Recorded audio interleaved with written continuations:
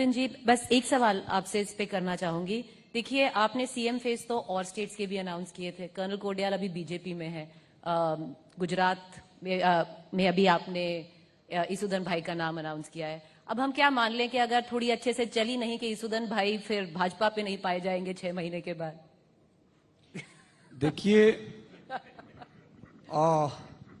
मैं चारण कम्युनिटी से आता हूं, जिसको गढ़वी कहते हैं, और हम सर कटवा सकते हैं, लेकिन वफादारी पे मेरा कोई, ये मैं इसलिए आपको दिखा रहा हूं, बता रहा हूं कि जब मैंने मनीष जी पे कमेंट की थी कि ये सिंधे नहीं है, को बिक जाएंगे, सीएम तो क्या पीएम की भी ऑफर होती तो वो महाराणा प्रताप के वंशज है, किसी की ताकत नहीं, वो पैसों से खरीद सकते। दूसरी बात, मैं जब पत्रकारिता में था तब भी मैं इतना लोकप्रिय था, लोगों के दिलों में था, नहीं था ऐसा नहीं था।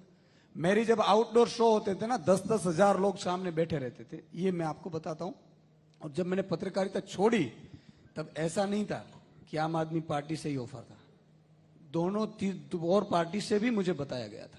लेकिन क्योंकि मुझे अच्छी शिक्षा के लिए काम करना है, मुझे काम की राजनीति के लिए, मुझे देखो, हमें राजनीति नहीं आती है, राजनीति का र नहीं आता है, हम का काम का को आता है। हम आप हमें काम बताइए, हम काम कर देंगे।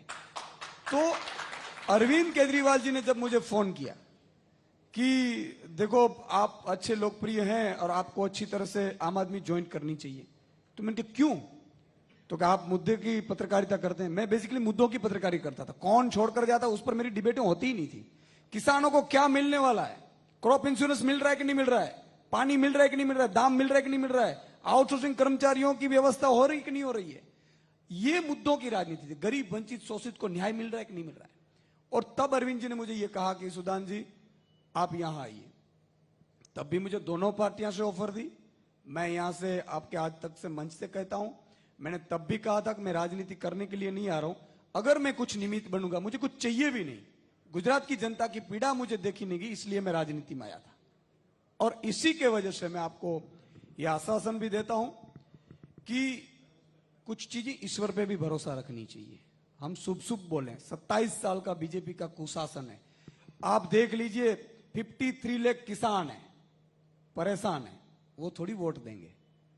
इससे आगे 50 लाख बेरोजगार युवा हैं, एक पेपर लीक नहीं हुआ है, 10-10 पेपर लीक हुए और कोई मंत्री गया नहीं है। मैं यहां से गारंटी देता हूं कि अगर किसी की औकात नहीं है हमारी आम आदमी पार्टी में पेपर लीक का सोच सके, और अगर सोच लिया और गलती से भी पहली बार में अगर कुछ लीक किया ना, तो दूसरे दिन का सूरज नहीं उगेगा, वो जेल में होगा, आम आदमी पार्टी का मंत्री भी क्यों होगा।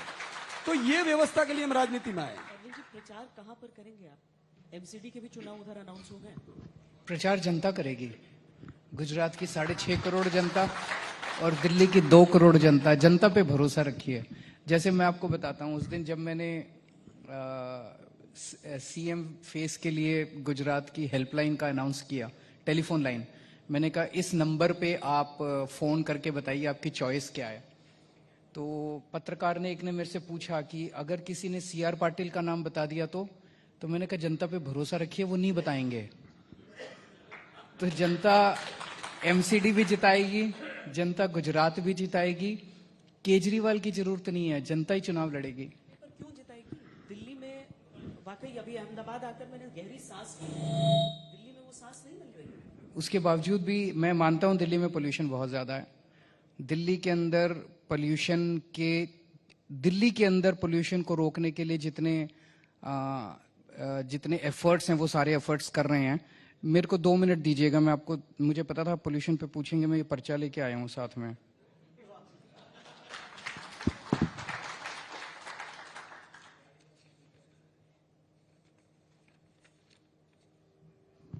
मैं आपसे पूछना चाहता हूं कि क्या पोल्यूशन केवल दिल्ली में है?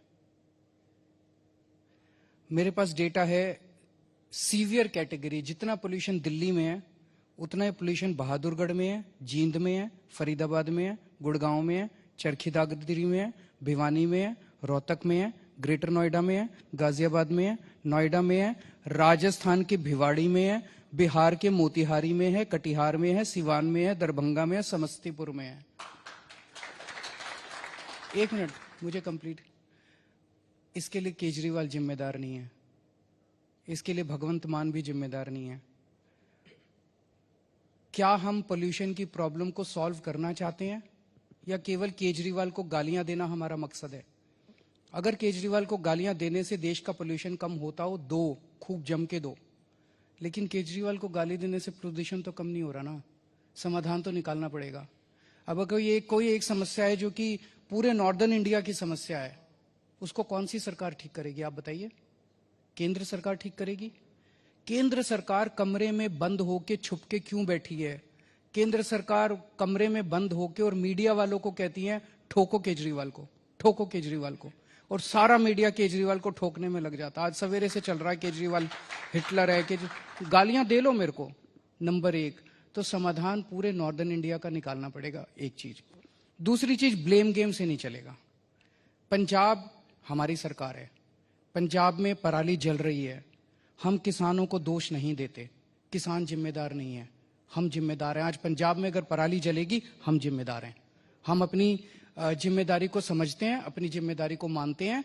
केवल एक चीज मांग रहे हैं जनता से, अभी 6 महीने हुए हैं, समस्या बहुत बड़ी है, कई सालों से चल रही है, 1 साल और दे दो, अगले साल इसको ठीक करके दिखा देंगे।